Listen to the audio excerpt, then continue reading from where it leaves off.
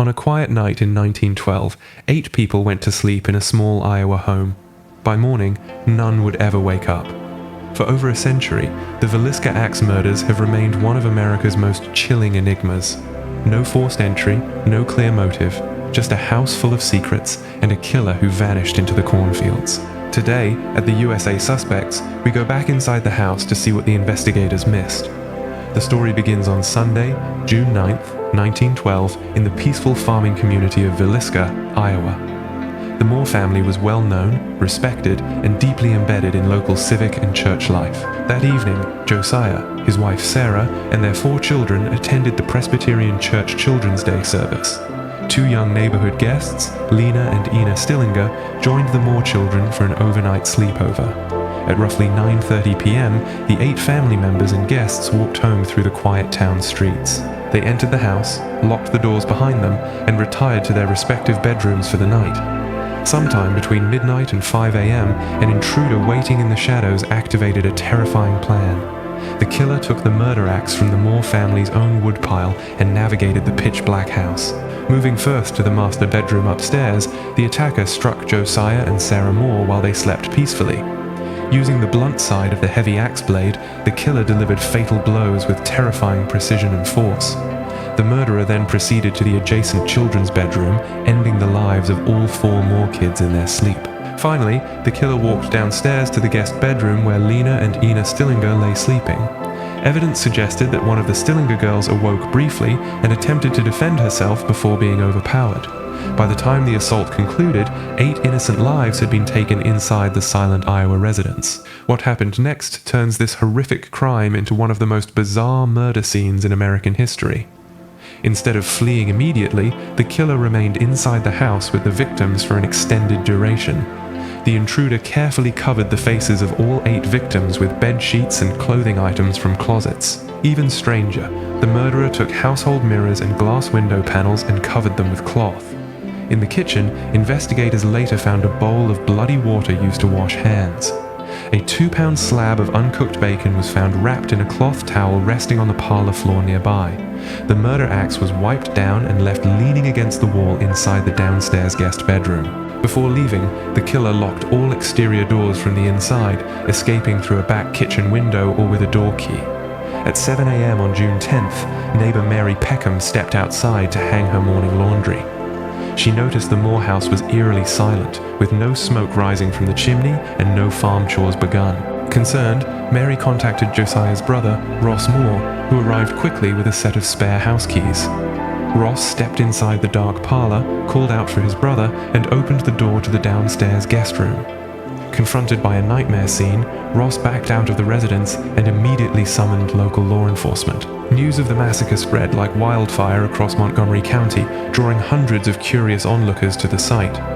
Before police could secure the perimeter, over 100 citizens walked through the house, contaminating crucial evidence.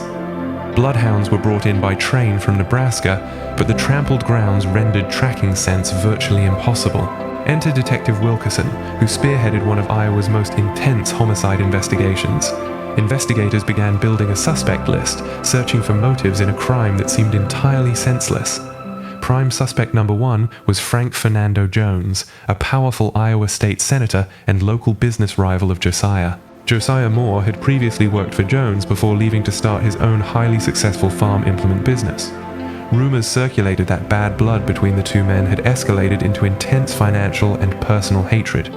Accusations arose that Senator Jones hired a hitman named William Mansfield to murder Josiah Moore and his family. William Mansfield was a notorious figure linked to similar axe murders in Kansas, Illinois, and Colorado. Detective Wilkerson believed strongly in the Jones-Mansfield conspiracy theory and arrested Mansfield in 1916. However, Mansfield provided an airtight payroll alibi, proving he was working in Illinois at the exact time of the murders. A grand jury examined the claims against Senator Frank Jones and found zero physical evidence linking him to the crime. Attention then pivoted toward an even more disturbing figure, Reverend George Kelly. Kelly was a traveling itinerant preacher who attended the same church service as the Moore family that Sunday night. Witnesses reported that Kelly left Villisca early Monday morning on a 5:19 a.m. train, acting extremely agitated. Passengers on the train stated Kelly spoke obsessively about the murders before the bodies had even been discovered by police.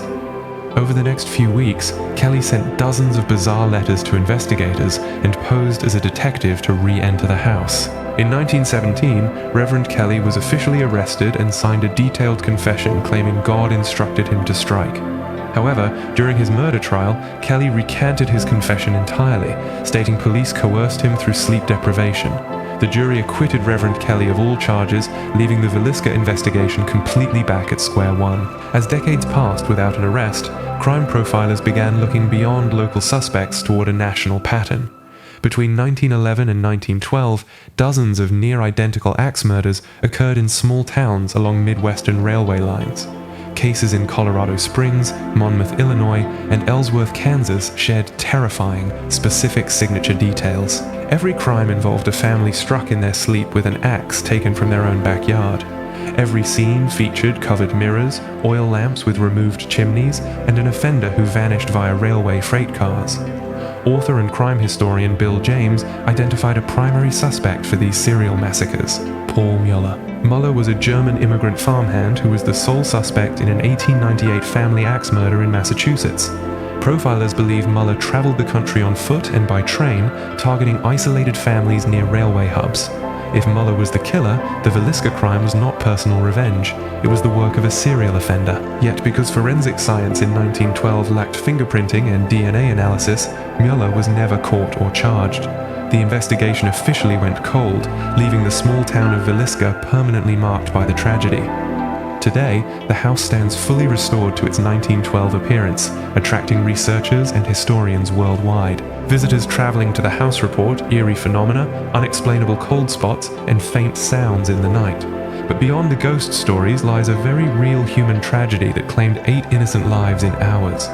Let us re-examine the physical evidence left behind to see what modern profilers deduce today. Why did the killer take the time to cover all the mirrors and glass windows in the house? Psychologists suggest that covering reflective surfaces indicates intense post-crime remorse or superstitious fear. The offender could not bear to see his own reflection or the eyes of the victims looking back at him. And what about the plate of food and the bowl of bloodied water left in the kitchen? Profilers believe the killer felt complete comfort and control inside the house after the assault concluded. This calm demeanor after extreme violence points directly toward a psychopathic serial offender. Was the killer hiding inside the attic before the Moore family returned home from church? Investigators discovered 2 used cigarette butts in the attic rafters, suggesting a long, patient wait. The intruder waited patiently in the dark until the entire household was fast asleep before descending. This level of premeditation completely disproves theories of a random robbery gone wrong.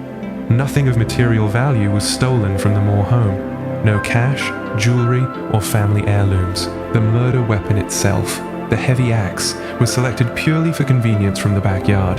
This opportunistic weapon selection matches the exact pattern of itinerant transient killers of the era. If the crime was committed by a hired hitman like William Mansfield, why the bizarre post-mortem rituals? Hired killers complete their job quickly and escape immediately. They do not hang cloth or drape mirrors. This strongly undermines the conspiracy theory involving Senator Frank Jones. What about Reverend George Kelly? Could an unstable preacher have carried out such brutal physical force? Kelly was frail, physically weak, and possessed an erratic personality that drew immediate police suspicion. Many historians believe Kelly was simply a mentally ill opportunist who sought fame through a false confession.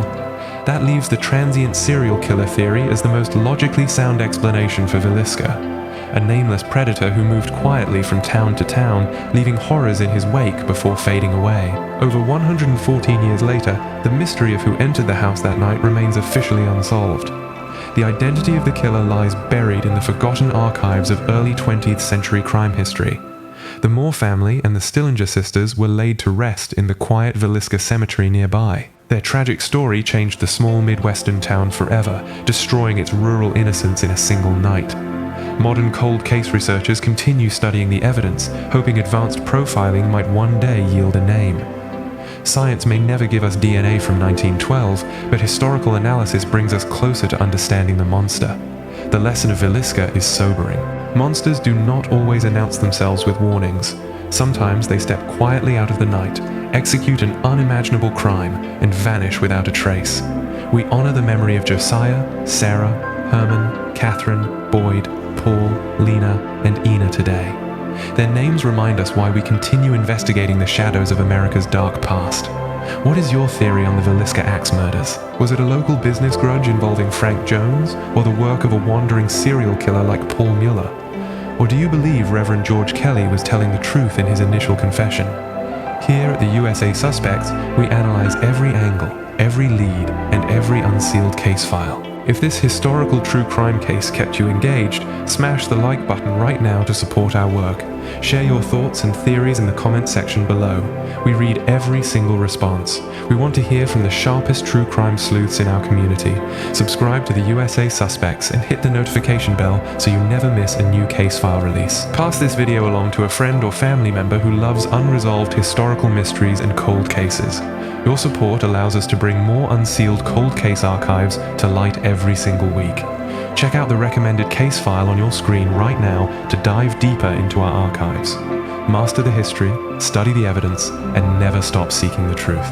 The secrets of the past are waiting for those willing to look closely into the dark. Thank you for watching the USA Suspects. Stay sharp, stay vigilant, and always watch the shadows. The USA Suspects, investigating the shadows. Case file, Villisca axe murders, unsolved. We will see you in the next investigation. Case file closed.